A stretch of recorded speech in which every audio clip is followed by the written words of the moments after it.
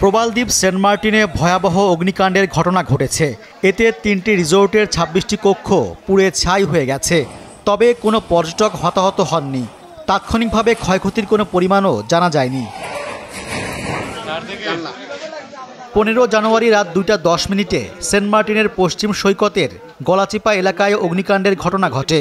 পরে দ্বীপের স্থানীয় পর্যটক ও যৌথ বাহিনীর ২.৫ ঘন্টার চেষ্টায় রাত প্রায় ৪:৩০টার দিকে আগুন নিয়ন্ত্রণে আসে বলে জানিয়েছেন সেন্ট মার্টিন ইউনিয়ন পরিষদের চেয়ারম্যান মুজিবুর রহমান।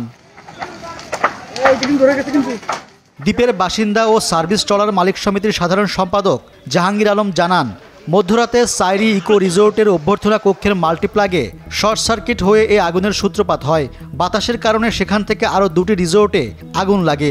ঘটনার খবর পেয়ে স্থানীয় লোকজন সহ কোস্টগার্ড, নৌবাহিনী ও ট্যুরিস্ট পুলিশ এবং বিজিবির সদস্যরা আগুন নিয়ন্ত্রণে আনেন। দ্বীপে ফায়ার সার্ভিস স্টেশন না থাকায় আগুন নিয়ন্ত্রণে আনতে বেগ পেতে হয়। এছাড়া ঢাকা থেকে সেন্ট মার্টিনে বেড়াতে যাওয়া এক দম্পতি জানিয়েছেন, আগুনের সূত্রপাতের সময় অধিকাংশ পর্যটকেরা রিসোর্টের বাইরে থাকায় হতাহতের কোনো ঘটনা ঘটেনি। তবে সবার মালামাল পুড়ে ছাই হয়ে গেছে এবং নির্ঘুম রাত কাটাতে হয়েছে। কটেজগুলোতে আগুন নিয়ন্ত্রণের বিকল্প কোনো ব্যবস্থা না থাকায় সবগুলো কক্ষই পুড়ে ছাই হয়ে যায়।